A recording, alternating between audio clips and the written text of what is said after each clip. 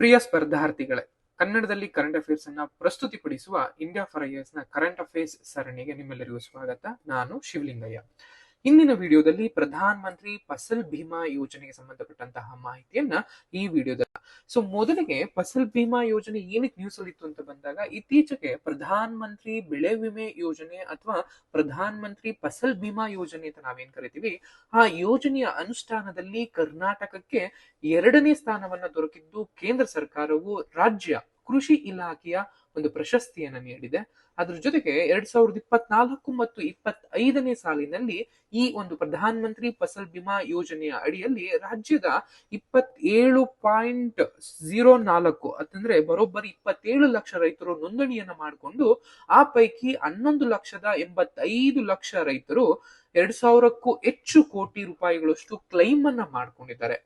ಅದರಿಂದಾಗಿ ದೊಡ್ಡ ರಾಜ್ಯಗಳ ಪೈಕಿ ಈ ಯೋಜನೆಯ ಅಂದ್ರೆ ಪ್ರಧಾನ ಮಂತ್ರಿ ಫಸಲ್ ಬಿಮಾ ಯೋಜನೆಯ ಅನುಷ್ಠಾನದಲ್ಲಿ ಕರ್ನಾಟಕವೇ ಮುಂಚೂಣಿಯಲ್ಲಿದೆ ಎಂದು ಕೇಂದ್ರ ಕೃಷಿ ಸಚಿವಾಲಯವು ತಿಳಿಸಿರೋದ್ರಿಂದಾಗಿ ಈ ಒಂದು ಪ್ರಧಾನ ಮಂತ್ರಿ ಫಸಲ್ ಬಿಮಾ ಯೋಜನೆ ಅನ್ನುವಂಥದ್ದು ನ್ಯೂಸ್ ಅಲ್ಲಿ ಇತ್ತು.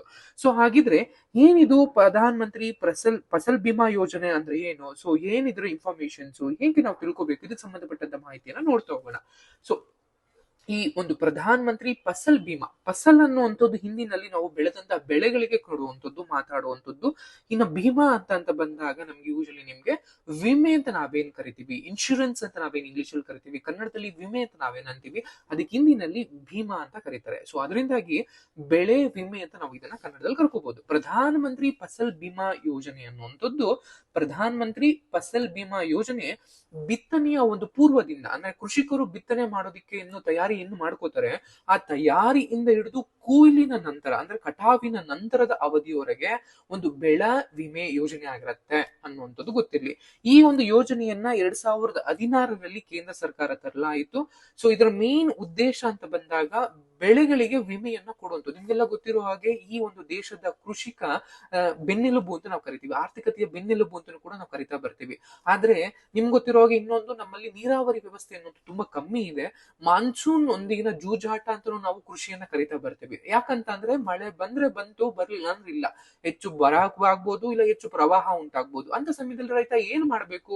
ಅವನ್ ಬೆಳೆದಂತ ಬೆಳೆಗಳು ನಾಶ ಆದ್ರೆ, ಪ್ರಾಣಿಯಿಂದ, ವಿಕೋಪದಿಂದ, ಇದನ್ನ ಬರದಿಂದ, ಪ್ರವಾಹದಿಂದ ನಾಶ ಆದ ಸಮಯದಲ್ಲಿ ಆತ ಏನ್ ಮಾಡ್ಬೇಕು? ಯಾಕೆಂದ್ರೆ ಆತ ಬೆಳೆಗಳನ್ನ ಬೆಳೆಯೋದಿಕ್ಕೆ ಸಾವಿರಾರು ರೂಪಾಯಿ ಸಾಲವನ್ನ ತೆಗೆದುಕೊಂಡಿರ್ತಾನೆ. ಆ ಸಾಲವನ್ನ ತೀರಿಸಲಾಗದೆ ಸಾವಿಗೆ, ನೇಣಿಗೆ, ಆತ್ಮಹತ್ಯೆಗೆ ತುತ್ತಾಗ್ತಾನೆ, ಅಥವಾ ಸಾಲದ ಕೂಪಕ್ಕೆ ಕೂಡ ತುತ್ತಾಗ್ತಾನೆ. ಅನ್ನದನ್ನೆಲ್ಲವನ್ನು ಕೂಡ ತಡೆಗಟ್ಟೋದಕ್ಕೋಸ್ಕರ ಕೇಂದ್ರ ಸರ್ಕಾರ ರೈತರು ಬೆಳೆಯುವಂತಹ ಬೆಳೆಗಳಿಗೆ ವಿಮೆಯನ್ನ ಕಟ್ಟುಕೊಟ್ಟು, ಈ ಬೆಳೆದಂತ ಬೆಳೆ ಏನಾದ್ರೂ ನಾಶ ಆದ್ರೆ, ಕಟಾವಿಗೆ ಕೈಗೆ ರೈತ ಬೆಳೆದಂತ ಬೆಳೆ ಆತನ ಕೈಗೆ ಬರದಲ್ಲೇ ಇದ್ದಾಗ ಅಂತಹ ಸಮಯದಲ್ಲಿ ಒಂದು ವಿಮೆಯನ್ನ ಕೊಡಲಾಗುತ್ತೆ. ಆ ವಿಮೆಯನ್ನ ಕೊಡೋದ್ರಿಂದಾಗಿ ರೈತರಿಗೆ ಆದಾಯವನ್ನ, ಒಂದು ಖಚಿತತೆಯನ್ನ, ರೈತರಿಗೆ ಒಂದು ಆದಾಯವನ್ನ ಗಟ್ಟಿ ಮಾಡ್ಕೊಡೋದ್ರಲ್ಲಿ ಈ ಒಂದು ಯೋಜನೆ ಉದ್ದೇಶವಾಗಿರುತ್ತೆ. ಅದುವೇ ಫಸಲ್ ಬಿಮಾ ಯೋಜನೆ 2016ರಲ್ಲಿ ಶುರುವಾಗಿದ್ದು. ಈ ಯೋಜನೆಯನ್ನ ಅಂದಿಗಿಂತ ಹಿಂದೆ ಇದ್ದಂತಹ ರಾಷ್ಟ್ರೀಯ ಕೃಷಿ ವಿಮಾ ಯೋಜನೆ ಅನ್ನುವಂಥದ್ದು ಮತ್ತು ಮಾರ್ಪಡಿಸಿದ ರಾಷ್ಟ್ರೀಯ ಕೃಷಿ ವಿಮಾ ಯೋಜನೆ ಅಂತ ನಾವೇನ್ ಕರಿತೀವಿ, ಇವೆರಡನ್ನೂ ಕೂಡ ಮರ್ಜ್ ಮಾಡೋದ್ರ ಮೂಲಕ ಒಂದು ರಾಷ್ಟ್ರ ಒಂದು ಯೋಜನೆ ಅನ್ನುವಂಥದ್ದು ಥೀಮ್ ಅನ್ನ ತಂದು, ಒನ್ ನೇಷನ್ ಒಂದು ಪ್ಲಾನಿಂಗ್ ಅನ್ನುವಂತಹ ಒಂದು ಯೋಜನೆ ಅಡಿ, ಒಂದು ಥೀಮ್ ನ ಅನುಸಾರವಾಗಿ ಈ ಒಂದು ಫಸಲ್ ಬಿಮಾ ಯೋಜನೆಯನ್ನ ತರಲಾಯಿತು. ಈ ಯೋಜನೆ ಕೇಂದ್ರ ವಲಯ ಯೋಜನೆ ಆಗಿರುತ್ತೆ, ಅದಕ್ಕೆ ಸೆಂಟ್ರಲ್ ಸೆಕ್ಟರ್ ಯೋಜನೆ ಆಗಿದ್ದು, ಈ ಯೋಜನೆಯನ್ನ ಕೇಂದ್ರ ಕೃಷಿ ಸಹಕಾರ ರೈತರ ಕಲ್ಯಾಣ ಇಲಾಖೆ, ಕೃಷಿ ಮತ್ತು ರೈತರ ಕಲ್ಯಾಣ ಸಚಿವಾಲಯ ಮತ್ತು ಸಂಬಂಧಿತ ರಾಜ್ಯಗಳು ಈ ಯೋಜನೆಯನ್ನ ಅನುಷ್ಠಾನಗೊಳಿಸ್ತವೆ ಅನ್ನುವಂಥದ್ದು. ಅಂಡ್ ಈ ಒಂದು ಪ್ರಧಾನ ಮಂತ್ರಿ ಫಸಲ್ ಬಿಮಾ ಯೋಜನೆಯ ಉದ್ದೇಶ ಏನು ಅಂತ ನೋಡ್ತಾ ಬಂದಾಗ, ಅನಿರೀಕ್ಷಿತ ಘಟನೆಗಳಿಂದ, ಅಂದ್ರೆ ನೈಸರ್ಗಿಕ ವಿಕೋಪಗಳಾಗಿರ್ಬೋದು, ಕೀಟ ಬಾಧೆಗಾಗಿರ್ಬೋದು, ರೋಗಗಳ ಬಾಧೆಗಳಾಗಿರ್ಬೋದು, ಇವುಗಳಿಂದಾಗುವಂತಹ ಬೆಳೆ ವೈಫಲ್ಯಕ್ಕೆ ರೈತರಿಗೆ ವಿಮೆಯನ್ನ ಒದಗಿಸ್ಕೊಡುವಂತದ್ದೇನೆ ಈ ಯೋಜನೆಯ ಮುಖ್ಯ ಉದ್ದೇಶವಾಗಿರುತ್ತೆ. ಇದರ ಜೊತೆಗೆ ಕೃಷಿನಲ್ಲಿ ನಿರಂತರತೆಯನ್ನ ಖಚಿತಪಡಿಸಿಕೊಳ್ಳುವಂಥದ್ದು. ಯಾಕೆ ಅಂತ ಬಂದಾಗ, ಈ ರೀತಿಯಾದಂತಹ ಒಂದು ಬೆಳೆಗೆ ವಿಮೆ ಇದೆ ಅಂತ ಅಂದ್ರೆ ರೈತ ಹೊಸ ಹೊಸ ಸಾಹಸವನ್ನ, ಹೊಸ ಹೊಸ ಬೆಳೆಯನ್ನ ಬೆಳೆಯೋದಿಕ್ಕೆ ಶುರು ಮಾಡ್ತಾನೆ. ಅದರಿಂದಾಗಿ ಕೃಷಿಯಲ್ಲಿ ಒಂದು ಕಂಟಿನ್ಯೂಟಿ ಅಂತ ಕರಿತೀವಿ, ಅಥವಾ ನಿರಂತರತೆ ಅಂತ ಕರಿತೀವಿ. ಈ ನಿರಂತರತೆಯನ್ನ ಖಚಿತಪಡಿಸಿಕೊಳ್ಳೋದ್ರ ಮೂಲಕ ರೈತರ ಆದಾಯವನ್ನ ಸ್ಥಿರಗೊಳಿಸುವಂಥದ್ದು ಕೂಡ ಈ ಒಂದು ಬೆಳೆ ವಿಮೆಯ ಮುಖ್ಯವಾದಂತಹ ಉದ್ದೇಶವಾಗಿರುತ್ತೆ. ಇದರ ಜೊತೆಗೆ ರೈತರು ನವೀನವಾದಂತಹ ಹೊಸ ತಂತ್ರಜ್ಞಾನವನ್ನ, ಟೆಕ್ನಾಲಜಿಯನ್ನ ಮತ್ತು ಆಧುನಿಕ ಕೃಷಿ ಪದ್ಧತಿಗಳನ್ನ ಅಳವಡಿಸ್ಕೊಳ್ಳೋದಕ್ಕೂ ಕೂಡ ನಾವು ಪ್ರೋತ್ಸಾಹವನ್ನ ಮಾಡುವಂತದ್ದು. ಇದರ ಜೊತೆಗೆ ಆಹಾರ ಭದ್ರತೆ, ಬೆಳೆ ವೈವಿಧ್ಯೀಕರಣ ಮತ್ತು ಸ್ಪರ್ಧಾತ್ಮಕತೆಯನ್ನು ಖಚಿತಪಡಿಸ್ಕೊಳ್ಳೋದಿಕ್ಕೆ ಕೃಷಿ ವಲಯದಕ್ಕೆ ಸಾಲದ ಹರಿವನ್ನ ಕ್ರೆಡಿಟ್ ಅವೈಲಬಿಲಿಟಿ ಅಂತ ಕರಿತೀವಿ. ಯಾಕೆಂದ್ರೆ ನಿಮ್ಗೆಲ್ಲ ಗೊತ್ತಿರೋ ಹಾಗೆ ಕೃಷಿಕ ತನಗೆ ಬೇಕಾದಂತಹ ಬೆಳೆಗಳನ್ನ ಬೆಳೆಯೋದಕ್ಕೆ ಯಾವಾಗ್ಲೂ ಆತನ ಕೈಯಲ್ಲಿ ದುಡ್ಡಿರಲ್ಲ. ಅಂತ ಸಮಯದಲ್ಲಿ ಆತ ಸಾಂಸ್ಥಿಕವಾಗಿ ಅಂದ್ರೆ ಇನ್ಸ್ಟಿಟ್ಯೂಷನಲ್ ಕ್ರೆಡಿಟ್ ಮತ್ತು ಇನ್ಸ್ಟಿಟ್ಯೂಷನಲ್ ಹೊರತುಪಡಿಸಿದಂತಹ ಸಾಂಸ್ಥಿಕೇತರ ಸಾಲಗಳಿಗೆ ಹೆಚ್ಚು ಕೈಯನ್ನ ನೀಡಬೇಕಾಗತ್ತೆ. ಅಂತ ಸಮಯದಲ್ಲಿ ಈ ರೀತಿಯಾಗಿ ಆತ ಬೆಳೆದಂತ ಬೆಳೆಗೆ ಕನಿಷ್ಠ ಒಂದು ಹಣ ಬಂದೇ ಬರುತ್ತೆ ಅಂತ ಗೊತ್ತಿದ್ರೆ ಆತನಿಗೆ ಯಾರಾದ್ರೂ ಕೂಡ ಸಾಲ ಕೊಟ್ಟೇ ಕೊಡ್ತಾರೆ. ಸೊ ಅದರಿಂದಾಗಿ ಒಂದು ಈ ಕ್ರೆಡಿಟ್ ಅವೈಲಬಿಲಿಟಿಯನ್ನ ನೋಡ್ಕೊಳ್ಳೋದು ಮುಖ್ಯವಾದಂತ ಉದ್ದೇಶವಾಗಿರುತ್ತೆ. ಅದಲ್ಲದೆ ಈ ಒಂದು ಪ್ರಧಾನ ಮಂತ್ರಿ ಫಸಲ್ ಬಿಮಾ ಯೋಜನೆ ಅಂಡರ್ ಅಲ್ಲಿ ಅದರ ವ್ಯಾಪ್ತಿನಲ್ಲಿ ಬರುವಂತಹ ಬೆಳೆಗಳು ಯಾವ್ಯಾವು ಅಂತ ನೋಡ್ತಾ ಬಂದಾಗ ಮುಖ್ಯವಾಗಿ ಆಹಾರ ಬೆಳೆಗಳು, ರೈತರು ಬೆಳೆಯುವಂತಹ ಆಹಾರ ಬೆಳೆಗಳು ಯಾವ್ಯಾವು, ಧಾನ್ಯಗಳಾಗಿರ್ಬೋದು ಅಥವಾ ಸಿರಿಧಾನ್ಯಗಳು ಅಥವಾ ರಾಗಿಗಳಾಗಿರ್ಬೋದು ಅಂಡ್ ದ್ವಿದಳ ಧಾನ್ಯಗಳಾಗಿರ್ಬೋದು, ಎಲ್ಲದಕ್ಕೂ ಕೂಡ ನಾವು ಮುಖ್ಯವಾಗಿ ಈ ಒಂದು ವ್ಯಾಪ್ತಿನಲ್ಲಿ ಬರ್ತವೆ. ಅದ್ರ ಜೊತೆಗೆ ಆಯಿಲ್ ಸೀಡ್ಸ್ ಅಂತ ನಾವೇನ್ ಕರಿತೀವಿ ಅಥವಾ ಎಣ್ಣೆ ಬೀಜಗಳಾಗಿರ್ಬೋದು, ಕಮರ್ಷಿಯಲ್ ಕ್ರಾಪ್ಸ್ ಅಥವಾ ಆರ್ಟಿಕಲ್ಚರಲ್ ಕ್ರಾಪ್ಸ್ ಅಂತ ಕರೆಯುವಂತಹ ವಾಣಿಜ್ಯ ಮತ್ತು ತೋಟಗಾರಿಕಾ ಬೆಳೆಗಳಿಗೂ ಕೂಡ ಈ ಒಂದು ವಿಮಾ ಯೋಜನೆ ಅಂಡರ್ ಅಲ್ಲಿ ಬರ್ತವೆ. ಅಂಡ್ ನೋಡೋದಾದ್ರೆ ಈ ಅಡಿನಲ್ಲಿ ಅಂದ್ರೆ ಈ ವಿಮಾ ಯೋಜನೆಯ ಅಡಿನಲ್ಲಿ ರೈತರು ವಿಮಾ ಕಂಪನಿಗೆ ಪಾವತಿಸುವಂತಹ ಪ್ರೀಮಿಯಂ ಪ್ರಮಾಣ ಎಷ್ಟು ಅಂತ ನೋಡಬರುವಂತದ್ದು. ಖಾರಿಫ್ ಬೆಳೆಗಳಿಗೆ 2% ಅಷ್ಟು ಪ್ರೀಮಿಯಂ ಅನ್ನ ರೈತರು ತುಂಬಬೇಕಾಗತ್ತೆ. ಫಾರ್ ಎಕ್ಸಾಂಪಲ್ 1 ಲಕ್ಷ ರೂಪಾಯಿಗಳಷ್ಟು ನಾನು ವಿಮೆಯನ್ನ ಮಾಡಿಸ್ತಾ ಇದ್ದೀನಿ ಕೃಷಿ ವಿಮೆಯನ್ನ ಅಂತಂದ್ರೆ ಅದ್ರಲ್ಲಿ 2% ಅಷ್ಟು ರೈತರು ಖಾರಿಫ್ ಋತುಮಾನದಲ್ಲಿ ಬೆಳೆಯುವಂತಹ ಬೆಳೆಗಳಿಗೆ 2%, ರಾಬಿ ಋತುಮಾನದಲ್ಲಿ ಬೆಳೆಯುವಂತಹ ಬೆಳೆಗಳಿಗೆ 1.5%, ಅದ್ರ ಜೊತೆಗೆ ಕಮರ್ಷಿಯಲ್ ಅಂಡ್ ಆರ್ಟಿಕಲ್ಚರಲ್ ಕ್ರಾಪ್ಸ್ ಏನಿರ್ತವೆ ಅದೆರಡಕ್ಕೂ ಕೂಡ 5% ಅಷ್ಟು ವಿಮೆಯನ್ನ ಅಥವಾ ಪ್ರೀಮಿಯಂ ಅನ್ನ ತುಂಬಬೇಕಾಗತ್ತೆ. ಉಳಿದಂತಹ ಪ್ರೀಮಿಯಂ ಅನ್ನ ಕೇಂದ್ರ ಮತ್ತು central government and state government ಎರಡು ಕೂಡ ಅವ್ರು ಸಮಾನವಾಗಿ ಹಂಚ್ಕೊಳ್ತವೆ. ಕೇಂದ್ರ ಸರ್ಕಾರ ಮತ್ತು ರಾಜ್ಯ ಸರ್ಕಾರಗಳೆರಡೂ ಕೂಡ ಉಳಿದಂತಹ ಪ್ರೀಮಿಯಂ ಅಮೌಂಟ್ ಅನ್ನ ಈಕ್ವಲ್ ಆಗಿ ಹಂಚ್ಕೊಳ್ತವೆ. ಇನ್ನು ನಾರ್ತ್ ಈಸ್ಟ್ ಸ್ಟೇಟ್ ಗಳಾದ್ರೆ ಯೂಶಲಿ 90:10 ಇರುತ್ತೆ, ಅದೇ ಅದರ್ ಸ್ಟೇಟ್ ಗಳಾದಾಗ 50:50 ಇರ್ತವೆ. ಸೊ ಈ ರೀತಿಯಾಗಿ ತಮ್ಮ ಹಣವನ್ನ ಹಂಚ್ಕೊಳ್ತವೆ ಅನ್ನುವಂಥದ್ದು. ಅಂಡ್ ಈ ಯೋಜನೆಯ ಅಡಿ ಯಾರ್ಯಾರು ಅಂತ ನೋಡ್ತಾ ಬಂದಾಗ ಈ ಯೋಜನೆಗೆ ಎಲ್ಲಾ ರೈತರು ಐಚ್ಛಿಕವಾಗಿರತ್ತೆ. ಅಂದ್ರೆ ಯಾವ ರೈತರು ಯಾರು ಬೇಕೋ ಅವರು ಈ ಯೋಜನೆ ಅಂಡರ್ ಅಲ್ಲಿ ಎನ್ರೋಲ್ ಆಗ್ಬೇಕಾಗಿರತ್ತೆ. ಯಾವ್ದು ಕೂಡ ಕಂಪಲ್ಷನ್ ಇರೋದಿಲ್ಲ. ಇದಕ್ಕಿಂತ ಮುಂಚೆ ಅಂದ್ರೆ 2020ಕ್ಕಿಂತ ಮುಂಚೆ ಏನಿತ್ತು ಅಂತ ಬಂದು ಯಾವ್ದಾದ್ರು ಕೂಡ ಇನ್ಸ್ಟಿಟ್ಯೂಷನಲ್ ಲೋನ್ ಅನ್ನ ತೆಗೆದುಕೊಳ್ಳೋ ಹಾಗಿದ್ರೆ ಸಾಂಸ್ಥಿಕ ಸಾಲಗಳು ಅಂದ್ರೆ ಕೋಆಪರೇಟಿವ್ ಸೊಸೈಟಿಗಳಿಂದ, ವಾಣಿಜ್ಯ ಬ್ಯಾಂಕ್ಗಳಿಂದ, ವಾಣಿಜ್ಯೇತರ ಬ್ಯಾಂಕ್ಗಳಿಂದ ಯಾರಾದ್ರೂ ಕೃಷಿ ಸಾಲಗಳನ್ನ ಪಡ್ಕೊಂಡಿದ್ರೆ ರೈತರು ಈ ಒಂದು ವಿಮಾ ಯೋಜನೆಯನ್ನ ಅಥವಾ ಕೃಷಿ ಬೆಳೆ ಯೋಜನೆಯನ್ನ ಪಡೆಯುವಂಥದ್ದು ಕಡ್ಡಾಯವಾಗಿತ್ತು. ಬಟ್ 2020 ನಂತರ ಅದನ್ನು ತೆಗೆದು ಹಾಕಿ ಈಗ ಐಚ್ಛಿಕವಾಗಿದೆ. ಯಾರು ಬೇಕಾದ್ರೂ ಕೂಡ ಅದನ್ನ ಆಪ್ಷನಲ್ ಆಗಿ ತೆಗೆದುಕೊಳ್ಳದೆ ಕೂಡ ಇರ್ಬೋದಾಗಿರುತ್ತೆ. ಈ ಪ್ರಧಾನ ಮಂತ್ರಿ ಫಸಲ್ ಬಿಮಾ ಯೋಜನೆ ಅಡಿ ಒಳಗೊಳ್ಳುವಂತಹ ಅಪಾಯಗಳ ವ್ಯಾಪ್ತಿ ಅಂದ್ರೆ ರೈತರು ಬೆಳೆದಂತಹ ಬೆಳೆಗಳು ಯಾವ ಒಂದು ಅಪಾಯಗಳಿಂದ ನಾಶ ಆದಾಗ ಅವರಿಗೆ ವಿಮೆಯನ್ನ ಕಟ್ಟಿಕೊಡಲಾಗತ್ತೆ ಅಂತ ನೋಡ್ತಾ ಬಂದಾಗ ಈ ಯೋಜನೆ ಅಡಿ ಬೆಳೆ ನಷ್ಟಕ್ಕೆ ಕಾರಣವಾಗುವಂತಹ ಬೆಳೆ ಅಪಾಯಗಳು ಯಾವ್ಯಾವು ಅಂತ ನೋಡ್ತಾ ಬಂದ್ರೆ ಮೊದಲಿಗೆ ಬಿತ್ತನೆ ಮಾಡೋದಿಕ್ಕೆ ಅಂತ ಎಲ್ಲವೂ ಕೂಡ ಸಿದ್ಧ ಮಾಡ್ಕೊಂಡಿರ್ತೀವಿ, ಹೊಲವನ್ನು ಕೂಡ ಹೂಳಿರ್ತೀವಿ. ಬಟ್ ಅಂತ ಸಮಯದಲ್ಲಿ ಬೀಜಗಳು ಅಂದ್ರೆ ಬಿತ್ತನೆ ಮಾಡಿದಂತಹ ಬೀಜಗಳು ಮೊಳಕೆ ಬರದಲ್ಲ ಇದ್ರೆ ಅಥವಾ ನಾಟಿ ಮಾಡಿದ್ದು ಬೆಳೆದಲ್ಲೇ ಇದ್ರೆ, ಬಿತ್ತನೆ ಮಾಡಿದಂತಹ ಬೀಜಗಳು ಬೆಳೆದಲ್ಲೇ ಇದ್ದಾಗ, ಮೊಳಕೆ ಹೊಡೆದಲ್ಲೇ ಇದ್ದಾಗ ಅಂತವನ್ನು ಕೂಡ ನಾವು ಬೆಳೆ ವಿಪಾಯ ಅಂತಾನೂ ಕೂಡ ಕನ್ಸಿಡರ್ ಮಾಡಲಾಗಿದೆ. ಆನಂತರದಲ್ಲಿ ಬೆಳೆದು ನಿಂತಿರುವಂತಹ ಬೆಳೆಗಳು ಏನಿದಾವೆ ಅಂದ್ರೆ ಬಿತ್ತನೆಯಿಂದ ಕೊಯ್ಲು ಸಮಯದಲ್ಲಿ ಆಗುವಂತಹ ಅಪಾಯಗಳಾಗಿರ್ಬೋದು, ಕೊಯ್ಲು ನಂತರದ ನಷ್ಟಗಳಾಗಿರ್ಬೋದು, ಇದರ ಜೊತೆಗೆ ಸ್ಥಳೀಯ ವಿಪತ್ತುಗಳು ಅಂತ ಇರತ್ತೆ. ಆಯಾ ಲೋಕಾಲಿಟಿಗೆ ಆಗುವಂತಹ ಲೋಕಲ್ ಅಥವಾ ನ್ಯಾಚುರಲ್ ಡಿಸಾಸ್ಟರ್ಸ್ ಏನಾದ್ರೂ ಇದ್ರೆ ಅವನ್ನು ಕೂಡ ನಾವು ಅಪಾಯಗಳ ಅಡಿನಲ್ಲಿ ತಂದಿದೀವಿ. ಅಂಡ್ ಕಾಡು ಪ್ರಾಣಿಗಳಿಂದ ಆಗುವಂತಹ ದಾಳಿ ಏನಿರುತ್ತೆ ಅಥವಾ ಕಾಡು ಪ್ರಾಣಿಗಳಿಂದ ಆಗುವಂತಹ ನಷ್ಟ ಏನಿರುತ್ತೆ, ಫಾರ್ ಎಕ್ಸಾಂಪಲ್ ನೀವೆಲ್ಲ ಮಲೆನಾಡು ರೀಜನ್ ಅಲ್ಲಿ ನೋಡಿದ್ರೆ ಈ ಕಾಡು ಆನೆಗಳು ಅಥವಾ ಕಾಡು ಹಂದಿಗಳಿಂದಾಗಿ ರೈತರು ಬೆಳೆದಂತ ಬೆಳೆಗಳು ನಾಶ ಆಗ್ತವೆ. ಅಂತ ಸಮಯದಲ್ಲೂ ಕೂಡ ಅವರು ಈ ಬೆಳೆಯ ಒಂದು ವಿಮೆ ಅಡಿನಲ್ಲಿ ಹಣವನ್ನ ಪಡಿಬಹುದಾಗಿರುತ್ತೆ. ಇದರ ಜೊತೆಗೆ ಯಾವ ಅಪಾಯಗಳು ಒಳಗೊಳ್ಳಿರೋದಿಲ್ಲ ಅಂತ ನೋಡ್ತಾ ಬಂದಾಗ ಯುದ್ಧಗಳಿಂದ ಆಗುವಂತಹ ನಷ್ಟಗಳು ಅಥವಾ ನ್ಯೂಕ್ಲಿಯರ್ ವೆಪನ್ಗಳಿಂದ ಆಗುವಂತಹ ಕೃಷಿ ನಷ್ಟಗಳು, ಆಪತ್ತುಗಳೇನಿರ್ತವೆ ಅವನ್ನ ಈ ವಿಮೆಯಿಂದ ಹೊರಗಿಡಲಾಗಿದೆ.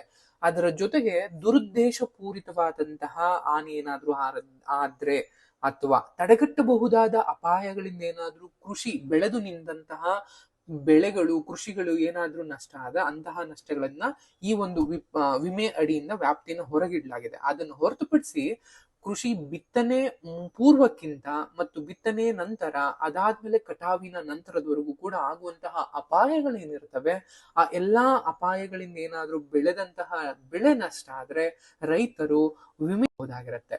ಈ ಪ್ರಧಾನ ಮಂತ್ರಿ ಫಸಲ್ ಬಿಮಾ ಯೋಜನೆಯ ಪ್ರಯೋಜನಗಳು ಏನೇನು ಅಂತ ನೋಡ್ತಾ ಬಂದಾಗ, ಮೊದಲಿಗೆ ಸಕಾಲಿಕವಾದಂತಹ ಪರಿಹಾರ, ಅಂದ್ರೆ ಟೈಮ್ ಕರೆಕ್ಟ್ ಆಗಿ ನಮಗೆ ಸಿಗ್ಬೇಕಾದಂತಹ ಪರಿಹಾರವನ್ನ ನಮಗೆ ಸಿಗುವಂತದ್ದು. ಅಂದ್ರೆ ರೈತರು ಸಾಲದ ಬಲೆಗಳಿಗೆ ಬೀಳದಂತೆ ತಡೆಯೋದಿಕ್ಕೆ ಕೊಯ್ಲಿನ 2 ತಿಂಗಳೊಳಗೆ ಕ್ಲೈಮ್ಗಳನ್ನ ಪ್ರಕ್ರಿಯೆಗೊಳಿಸುವಂತಹ ಗುರಿಯನ್ನ ಹೊಂದಿದೆ. ಸೊ ಅದಾಗಿರ್ಬೋದು. ಇನ್ನೊಂದು ಸಮಗ್ರ ವ್ಯಾಪ್ತಿಯಿಂದ ಕರಿತೀವಿ. ಅಂದ್ರೆ ನೈಸರ್ಗಿಕ ವಿಕೋಪಗಳಿಂದ ಹಿಡಿದು, ಅಂದ್ರೆ ಬರ ಆಗಿರ್ಬೋದು, ಪ್ರವಾಹ ಆಗಿರ್ಬೋದು, ಈ ತರದಾದಂತಹ ನೈಸರ್ಗಿಕ ವಿಕೋಪಗಳಿಂದ ಹಿಡಿದು ಕೀಟಗಳು, ರೋಗಗಳು, ಆಲಿಕಲ್ಲಿನ ಮಳೆಗಳು, ಭೂಕುಸಿತಗಳು, ಇದ್ರ ಜೊತೆಗೆ ಸ್ಥಳೀಯ ಅಪಾಯಗಳಿಂದಾಗುವಂತಹ ನಷ್ಟಗಳೇನಿರ್ತವೆ ಅವೆಲ್ಲವನ್ನು ಕೂಡ ಈ ಯೋಜನೆ ಅಂಡರ್ ಅಲ್ಲಿ ತೆಗೆದಿರೋದ್ರಿಂದಾಗಿ ಇದೊಂದು ಸಮಗ್ರವಾದಂತಹ ಒಂದು ವ್ಯಾಪ್ತಿಯನ್ನ ಹೊಂದಿದೆ. ಇನ್ನೊಂದು ತಂತ್ರಜ್ಞಾನ ಆಧಾರಿತವಾದಂತಹ ಇಂಪ್ಲಿಮೆಂಟೇಷನ್ ಅನ್ನ ಮಾಡೋದಿಕ್ಕೆ, ಅಂದ್ರೆ ಬೆಳೆ ನಷ್ಟದ ನಿಖರವಾಗಿ ಅಂದಾಜುಗಾಗಿ ಉಪಗ್ರಹ ಅಥವಾ ಸ್ಯಾಟಲೈಟ್ ಬೇಸ್ಡ್ ಇಮೇಜ್ ಗಳನ್ನ, ಡ್ರೋನ್ ಗಳನ್ನ, ಮೊಬೈಲ್ ಅಪ್ಲಿಕೇಶನ್ ಗಳಂತಹ ಒಂದು ಸುಧಾರಿತ ತಂತ್ರಜ್ಞಾನಗಳನ್ನ ಸಂಯೋಜಿಸಿಕೊಂಡು ಆ ಮೂಲಕ ನಿಖರವಾದಂತಹ ಕರಾರುವಕ್ಕಾದಂತಹ ಕ್ಲೈಮ್ ಇತ್ಯರ್ಥಗಳನ್ನ ಖಚಿತಪಡಿಸಿಕೊಳ್ಳೋದಿಕ್ಕೆ ಈ ಯೋಜನೆ ತುಂಬಾ ಕಾರ್ಯಾಗಿದೆ. ಅಂಡ್ ಈ ಪ್ರಧಾನ ಮಂತ್ರಿ ಫಸಲ್ ಬಿಮಾ ಯೋಜನೆ ಅಡಿನಲ್ಲಿರುವಂತಹ ಸಾಧನೆಗಳು ಅಥವಾ ಅಚೀವ್ಮೆಂಟ್ಗಳು ಅಂತ ನೋಡ್ತಾ ಬಂದಾಗ, ಇದಕ್ಕಿಂತ ಮುಂಚೆ ಇದ್ದಂತಹ, ಅಂದ್ರೆ ಪೂರ್ವಾವರ್ತಿ, ಇದಕ್ಕಿಂತ ಮುಂಚೆ ಇದ್ದಂತಹ ರಾಷ್ಟ್ರೀಯ ಕೃಷಿ ವಿಮಾ ಯೋಜನೆ ಮತ್ತು ಮಾರ್ಪಡಿಸಿದ ರಾಷ್ಟ್ರೀಯ ಕೃಷಿ ವಿಮಾ ಯೋಜನೆಗಳಿದ್ದೇನೋ ಅವಕ್ಕಿಂತ ಇದು ತುಂಬಾನೇ ಸುಧಾರಿಸಿರುವಂತದ್ದು, ತುಂಬಾ ಒಳ್ಳೆಯ ಒಂದು ಲಕ್ಷಣ ಅನ್ನುವಂಥದ್ದು. ಅಂದ್ರೆ ಒಂದು ರಾಷ್ಟ್ರ ಒಂದು ಯೋಜನೆ ಥೀಮ್ ಏನಿದೆ, ಅಂದ್ರೆ ಒನ್ ನೇಷನ್ ಒನ್ ಪ್ಲಾನ್ ಅನ್ನುವಂತಹ ಏನು ಥೀಮ್ ಇದೆ, ಆ ಥೀಮಿಗೆ ತಕ್ಕ ಹಾಗೆ ಈ ಒಂದು ಯೋಜನೆ ತುಂಬಾನೇ ಸರಿಯಾಗಿ, ತುಂಬಾ ಒಳ್ಳೆಯ ಒಂದು ಗುಣಲಕ್ಷಣಗಳನ್ನ ಹೊಂದಿರುವಂತದ್ದು. ಸೊ ತುಂಬಾ ಒಳ್ಳೆಯ ವೈಶಿಷ್ಟ್ಯಗಳನ್ನ ಮತ್ತು ಹಳೆಯ ಯೋಜನೆಗಳ ನ್ಯೂನತೆಯನ್ನು ಹೋಗ್ಲಾಡಿಸಿರುವಂತದ್ದು ತುಂಬಾನೇ ದೊಡ್ಡ ಸಾಧನೆ ಆಗಿರುತ್ತೆ. ಅಂಡ್ ಇನ್ನೊಂದು ವಿಸ್ತಾರವಾದಂತಹ ವ್ಯಾಪ್ತಿ, ಯಾಕೆಂದ್ರೆ ಅವಾಗ್ಲಿಂದ ಹೇಳ್ತಾ ಇರೋ ಹಾಗೆ ಕೃಷಿ ಬಿತ್ತನೆ ಸಮಯಕ್ಕಿಂತ ಹಿಡಿದು ಬಿತ್ತನೆ ಆದ ಮೇಲೆ ಬೆಳೆಯುವಂತಹ ಸಮಯದಲ್ಲಿ ಮತ್ತು ಕಟಾವಿನ ನಂತರದಲ್ಲಿ ಆಗುವಂತಹ ಎಲ್ಲಾ ಆಪತ್ತುಗಳನ್ನು ಇದು ಒಳಗೊಂಡಿರೋದ್ರಿಂದಾಗಿ ವಿಸ್ತಾರವಾದಂತಹ ಒಂದು ವ್ಯಾಪ್ತಿಯನ್ನ ಹೊಂದಿದೆ. ಬಡ ರೈತರಿಗೆ ಒಂದು ಬೆಂಬಲವಾಗಿ ನಿಂತಿರುತ್ತೆ ಈ ಯೋಜನೆ. ಯಾಕೆಂದ್ರೆ ಈ ಒಂದು ಯೋಜನೆ ವಿಮಾದಾರರಿಗೆ ಪಾವತಿಸಬೇಕಾದಂತಹ ಸರ್ಕಾರಿ ಸಬ್ಸಿಡಿ ಏನಿರ್ತವೆ ಅಥವಾ 50% ಮುಂಗಡ ಪ್ರೀಮಿಯಂ ಇರುತ್ತೆ, ಯಾವುದೇ ಮೇಲೆ ಗರಿಷ್ಠವಾದಂತಹ ಮಿತಿ ಇರೋದಿಲ್ಲ.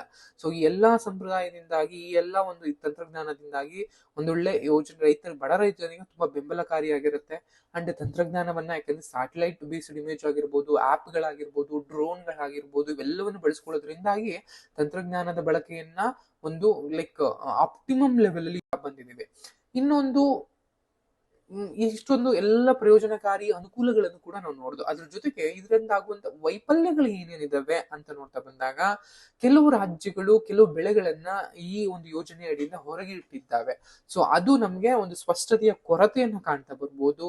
ಅಪೂರ್ಣವಾದಂತಹ ಕವರೇಜ್ ಅಂತ ಕರಿತೀವಿ. ಅಂದ್ರೆ ಹವಾಮಾನ ಆಧಾರಿತ ಅಪಾಯಗಳನ್ನ ಮಾತ್ರ ಒಳಗೊಂಡಿರುತ್ತೆ. ಅದ್ರ ಜೊತೆಗೆ ಈ ಮಾರುಕಟ್ಟೆ ಅಪಾಯಗಳು ಏನಿರ್ತವೆ, ಫಾರ್ ಎಕ್ಸಾಂಪಲ್ ಬೆಲೆ ಕುಸಿತ ಆಗಿರ್ಬೋದು, ಈ ತರದ ಅಪಾಯಗಳಿಗೆ ಈ ಒಂದು ಯೋಜನೆ ಒಳಗೊಂಡಿಲ್ಲ ಅನ್ನುವಂಥದ್ದನ್ನ ನಾವು ನೋಡ್ತಾ ಬಂದಿರ್ತೀವಿ. ಗ್ರಾಮೀಣ ಮೂಲಸೌಕರ್ಯದ ಕೊರತೆಗಳಾಗಿರ್ಬೋದು, ಯಾಕೆಂದ್ರೆ ವಿವಿಧ ಪ್ರಯೋಜನಗಳನ್ನ ರೈತರಿಗೆ ತಿಳಿಸೋದಿಕ್ಕೆ ವಿಮಾದಾರರು ಇನ್ನೂ ಸಮಸ್ಯೆಗಳನ್ನ ಎದುರಿಸ್ತಾ ಇದ್ದಾರೆ.